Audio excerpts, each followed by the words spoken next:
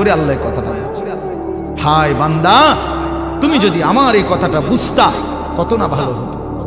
কাল্লা লাউ তা'লামুনা ইলমাল ইয়াকিন, আল্লাহ বলে বান্দা আজ যদি কোরআন থেকে শুনে, আমার রাসূলের হাদিস থেকে শুনে, উলামায়ে কেরামের নসিহতগুলো শুনে তুমি যদি ইয়াকিন করতা কবর আসর আখিরাতকে, খুব ভালো হতো। কারণ এখন বিশ্বাস করতে পারলে তুমি আমল করতে পারতা। নয়তো বান্দা লাতারাবুন্নাল জাহিম, একদিন হাসরের ময়দানে এই দুই চোখে সরাসরি জাহান্নামকে দেখবা, চোখে দেখবা।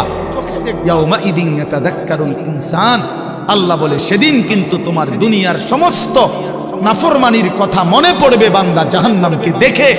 কিন্তু ওয়া আন্না লাহুদ যিকরা, আল্লাহ বলে বলো না বান্দা সেদিন কি লাভ হবে?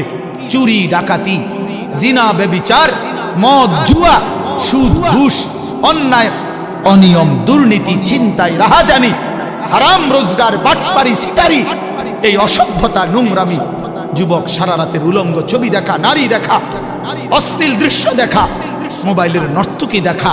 আহা বন্ধু, বন্ধুর আড্ডা দিতে দিতে 14,000 15,000 টাকার একটা মাত্র মোবাইল টিপতে টিপতে কয়টা বন্ধুদের আড্ডা দিতে দিতে এক ওয়াক্ত নামাজ পড়তে পারলা না।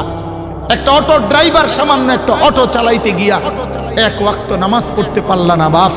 একটা সিএনজি ড্রাইভার, তুমি মাত্র একটা সিএনজি চালাইয়া 500-700 টাকা সর্বোচ্চ কামাই করলা। এই 500 টাকার জন্য আল্লাহকে ছেড়ে দিলা, 300 টাকার জন্য আল্লাহকে ছেড়ে দিলা।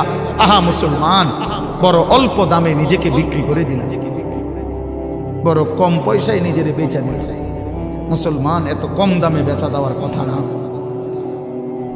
একজন চা দোকানদার সারাদিনে কত কামাই করে? 30,000 টাকা। কথা বলে না কেন?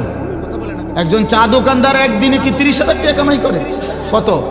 500-700 টাকা। তো 500-700 টাকার কারণে নাফরমান এক ওয়াক্ত নামাজ পড়লা না? বলে ইনসাফ? এটা ইনসাফ হইল? আহ, কেন আল্লাহকে ছেড়ে দিলেন? কেন আল্লাহকে ছেড়ে দিলেন? কেন আল্লাহকে ছেড়ে দিলেন?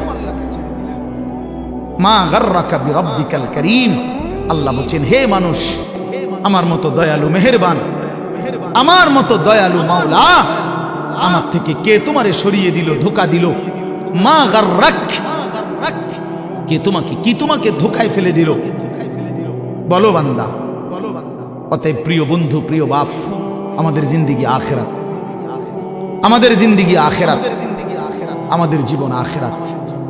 আমাদেরকে আল্লাহ বানাইছেন আখিরাতের জন্য, আমাদেরকে বানিয়েছেনই আখিরাতের জন্য।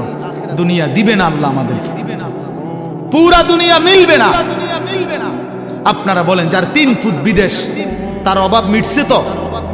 কথা বলেন না কেন? তার আর আপাতত কোনো অভাব নাই তো? ওনার আর কোনো চাহিদা নাই তো? তাহলে মিটলো কই? মিটলো কই? যার 10টা গার্মেন্টস মেল ফ্যাক্টরির মালিক, তার আর কোনো অভাব নাই তো? আমি তো এরকম শত শত হাজার কোটি টাকার মালিক চিনি, যেগুলো আমার মুসল্লি। আমি তো ঢাকা জুমা পড়াই। কোটি কোটি টাকার মালিকের রাত গভীরের বেদনা আর যন্ত্রণা, একাকিত্বের যন্ত্রণা আমরা তো জানি। আমগো কাছে তো দোয়া চায়, বলে হাজার কোটি টাকার মালিকের কষ্টের কাহিনী শুনলে নিজের কাছে মনে চায় যে বেড়ার লেগে কদ্দুর কান্দি।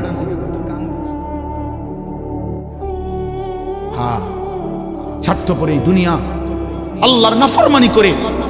প্রিয় বন্ধু, বাপ, যুবক তোমাকেও বলি, বয়স্ক বাবা আপনাদেরকেও বলি, দুনিয়া এই অসভ্যতা, নোংরামি আর হারাম, আল্লাহর নাফরমানি কাউকে সুদ দেয় না।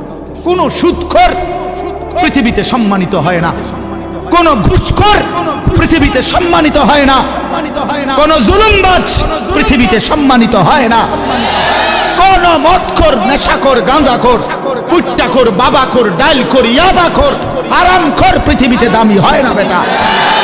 কোন দুশ্চরিত্র বেপর্দা নারীকে পৃথিবীবাসী সম্মান করে না, উপভোগের পণ্য মনে করে, উপভোগের পণ্য, রাস্তার সামগ্রী মনে করে। এই জন্য হারামখোর সম্মান পায় না।